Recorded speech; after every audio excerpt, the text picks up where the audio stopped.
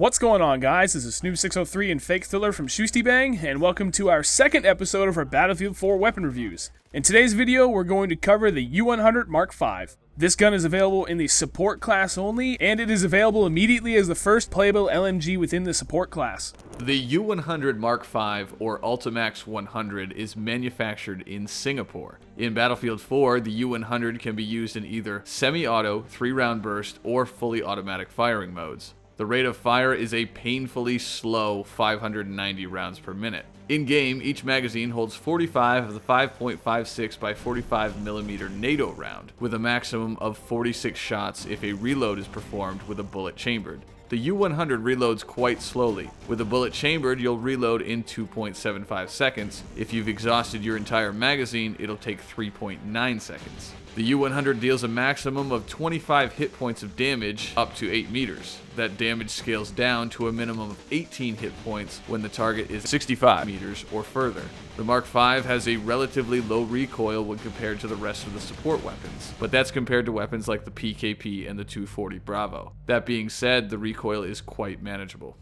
Now that the game has been out for a few weeks and friends of mine have had time to unlock some of the other LMGs and talk about how awesome they are, I think I know why DICE gave us such a limited, underwhelming LMG to start with. It's like they gave us such a weak weapon to use as our first LMG, so that we could truly feel like we earned the better LMGs that you can and will eventually unlock. That's basically how I felt the entire time I was using the U-100 MK5. From start to finish, using this gun wasn't exactly agony like the Type 88 in the early days of Battlefield 3, but it certainly was enjoyable. There are some LMGs that are very good in close quarter engagements, but the U-100 is certainly not one of them. While I did have a few close quarters engagements that I did win, that you can see in my gameplay, I did lose those more often than not.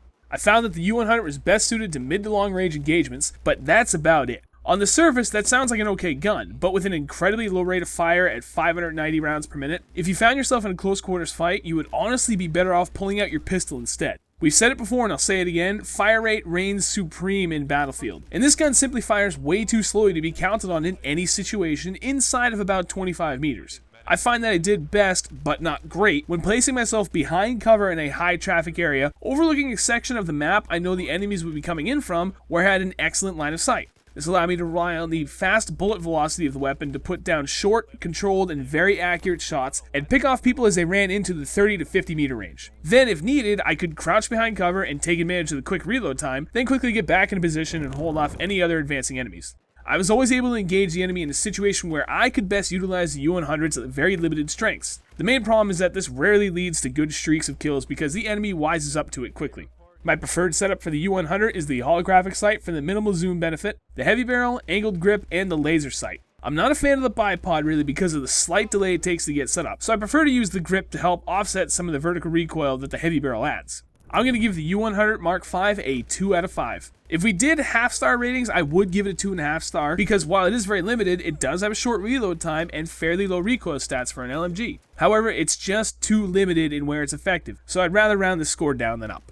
When Battlefield 4 was first released, I began by playing with the support class first because it was always my favorite in Battlefield 3. The U-100 got me off to a good start. At that time, I was naive to the flow of gameplay in Battlefield 4 and by default played slower and more cautiously, and this is the best way to use the U-100. Unfortunately, as my level progressed, my preferred and most effective gameplay style changed and became more aggressive.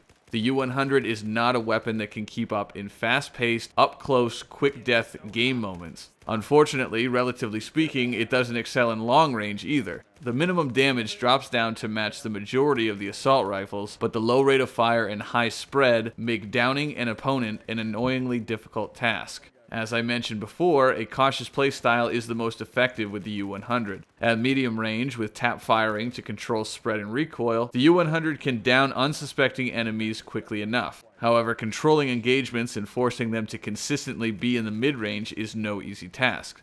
More often than not, you'll find yourself being outshot at all ranges by assault rifles. The most effective loadout I've found is to equip the U-100 with a Prisma 3.4x zoom scope, a laser sight, heavy barrel, and angled grip. The zoom on the Prisma optic is a constant reminder to engage the enemy at a distance where you're not as likely to be immediately outshot. I'm going to rate the U-100 MK5 a 2 out of 5 stars. Under the right conditions, it can kill an enemy quickly enough. However, more often than not, I found myself shooting first, then lying dead on the ground as my opponent runs away with single-digit health. Alright guys, that's going to wrap up this episode of our Battlefield 4 weapon review. We hope you enjoyed it. Overall, the U-100 Mark V is earned 2 out of 5 stars.